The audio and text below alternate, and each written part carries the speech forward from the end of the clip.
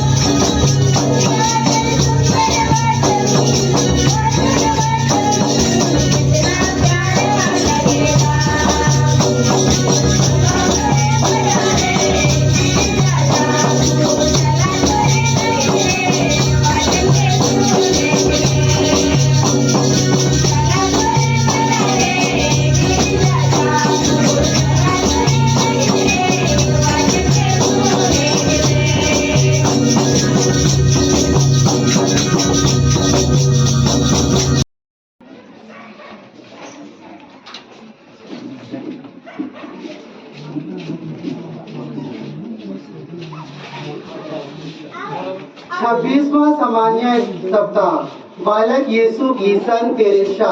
पहला पाठ योग का ग्रंथ अध्याय 3 वचन संख्या 1 से 3, 11 से 17 और 20 से 23।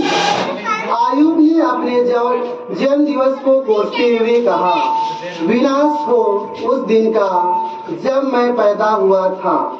विनाश हो उस रात का जो कहती थी एक बालक का गर्भ धारण हुआ है। मैं गर्भ में ही क्यों नहीं मर गया, मैं जन्म लेते ही क्यों नष्ट नहीं हुआ। मुझे संभालने के लिए 2 घुटने क्यों थे, मुझे दूध पिलाने के लिए 2 स्तन क्यों थे? नहीं तो मैं अभी शांतिपूर्ण समाधि में पड़ा रहता और निश्चित होकर चिर निद्रा में लीन होता। उन राजाओं और देश के शासकों के साथ जिन्होंने अपने लिए मकबरे बनवाए, उन राजकुमारों के साथ जिनके पास बहुत सोना था और जिन्होंने अपने भवन चांदी से भर लिए, समय से पहले गिरे हुए गर्भ की तरह मुझे क्यों नहीं दफनाया गया? उन बच्चों की तरह जो दिन का प्रकाश कभी नहीं देखते। वहाँ दुष्ट लोग किसी को तंग नहीं करते, वहाँ थके मांदे विश्राम पाते हैं। दुखियों को दिन का प्रकाश और अभागे लोगों को जीवन क्यों दिया जाता है? वे मृत्यु की प्रतीक्षा करते हैं किंतु वह आती नहीं। वे उसे छिपे हुए खजाने से कहीं अधिक खोजते हैं। वे कब्र में पहुंचने पर उल्लासित होकर आनंद मनाते हैं। उस मनुष्य को जीवन क्यों दिया जाता है जो अपना मार्ग नहीं देखता और जिसे ईश्वर चारों ओर से बाधित करता है? यह प्रभु की वाणी है। ईश्वर को धन्यवाद।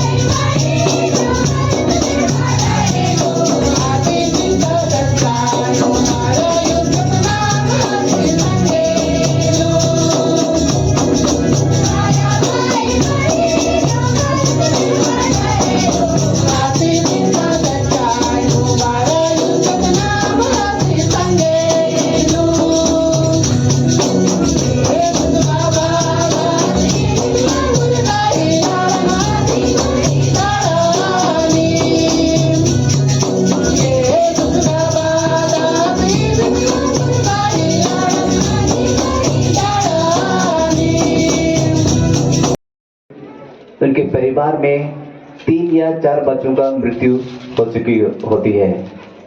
यानी कि उस परिवार में जो भी संतान पैदा हुए सब मर गए।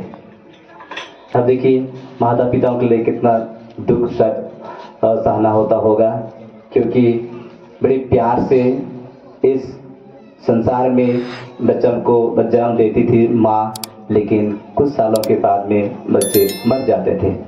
तो इस प्रकार की हालत में संत तेरेसा का पैदा होता है। और देखिए शायद ईश्वर का ही इच्छा रहा और माता पिताओं का भी यही इच्छा रहा कि एक बालिका बड़े होकर के सच में दूसरों के लिए एक आदर्श बन जाए। और यह जो तमन्ना था माँ और बाबा के मन में, जीवन में, परिवार में और ईश्वर के भी साथ यही इच्छा थी।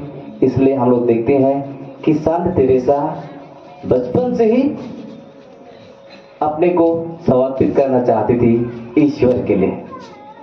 और उससे भी अधिक हम लोग देखते हैं कि बहुत छोटी सी थी, फिर भी वो चाहती थी कि तुरंत धर्म सीखे और परम प्रसाद को ग्रहण करे। इतने तीव्र इच्छा थी कि वो 9 साल की भी नहीं थी और चाहती थी और बोला करती थी पारिश पृष्ठ से, पल्ली पुरोहित से, बड़े फादर से कि मुझे परम प्रसाद चाहिए। लेकिन देखिए हमारे कलीसिया में जैसे हमारे जो छोटे छोटे बच्चे हैं उनको हम लोग परम प्रसाद नहीं देते हैं, है ना। लेकिन हाँ, तेरेसा, संत तेरेसा तो बचपन से चाहती थी कि मुझे कब प्रभु मिले, मेरे हृदय में आवे और मैं अपना जीवन को समर्पित कर दूं। जब 9 साल की हो जाती है, हम लोग सभी कोई कहानी को जानते हैं ना, 9 साल से ज़्यादा होती है तो संत तेरेसा परम प्रसाद को ग्रहण करती है और उस दिन सबसे खुशी का दिन होता है संत तेरेसा के लिए। और कहती है, हे प्रभु, मैं आपको मेरे हृदय और जीवन में स्वागत करके मैं बहुत अत्यंत खुश हूँ। मैं अपना जीवन को आपके लिए समर्पित करना चाहती हूँ। और देखिए जब 14 साल की हो जाती है तो समाज पे जाना चाहती है। लेकिन देखिए और हमारे कलीसिया में नियम कानून है ना कि जब तक कोई भी बालक या बालिका 18 साल या तो उसके बाद में ही उन्हें परमिशन दिया जाता है समाज में प्रवेश करने के लिए। यदि भी हमारे जो भी विद्यार्थी हैं, आपके बच्चे जो हैं जाते हैं, लेकिन पहला मनक 18 साल के बाद में ही दिया जाता है, इसका वो याद कीजिएगा। तो संत तेरेसा चाहती थी कि 14 साल की उम्र में ही समाज प्रवेश करे और संपूर्ण रूप से अपना जीवन को ईश्वर के लिए समर्पित करे। लेकिन ना संत पापा ना कोई पुरोहित परमिशन दिया, किसी ने नहीं दिया।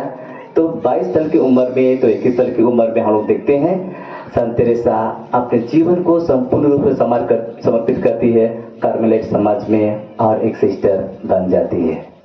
अब देखिए जो भी बातों को मैं बता रहा हूँ शायद आप लोगों को लगता हो कि एकदम सुंदर फूल की तरह संत तेरेसा की जीवन थी, ऐसे कुछ नहीं है। संत तेरेसा को हर घड़ी शैतान के साथ में लड़ना पड़ता था।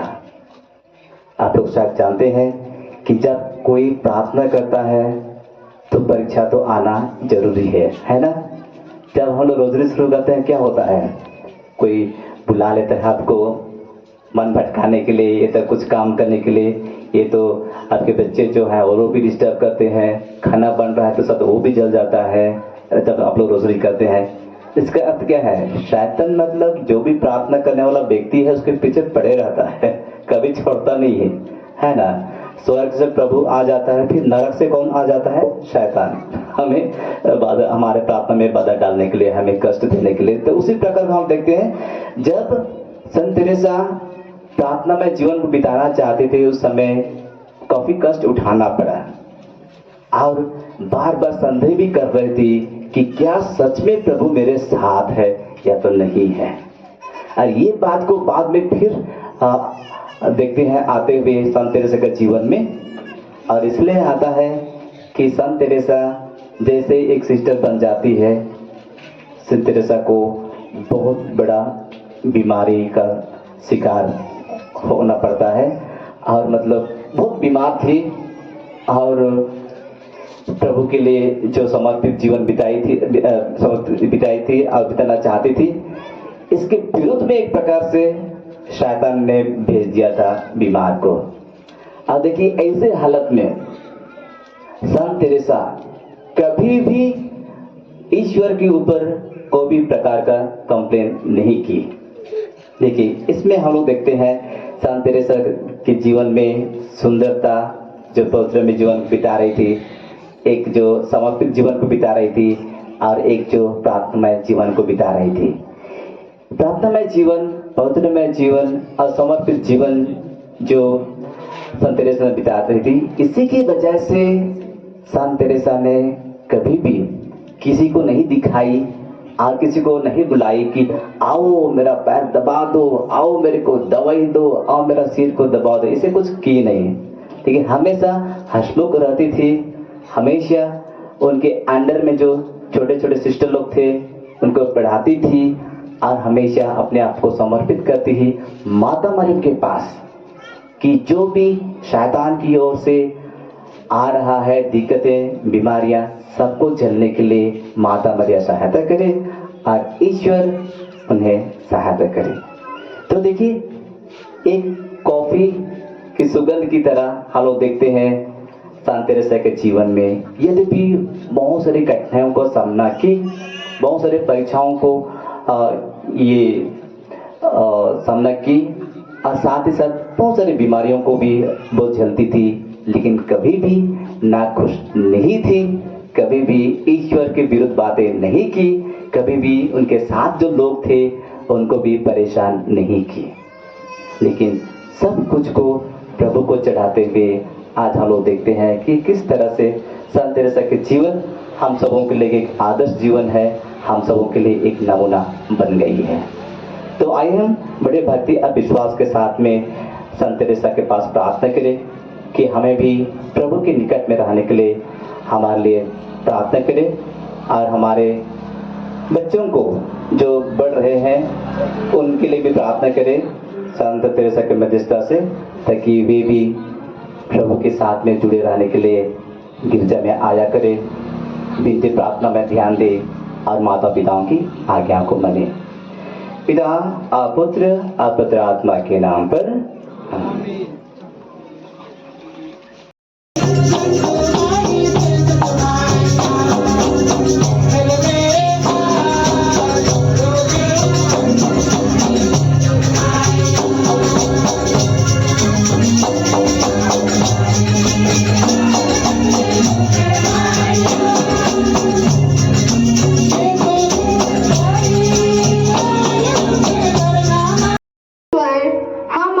प्रार्थना करते हैं कि हम सभी छोटी बालक संत तेरेसा के समान ईमानदार, दयालु, चरित्रशील एवं त्याग तपस्या का जीवन बिताने में और ख्रिस्ती जीवन में विश्वास कर आगे बढ़ सके, इसके लिए हम पिता ईश्वर से प्रार्थना करें।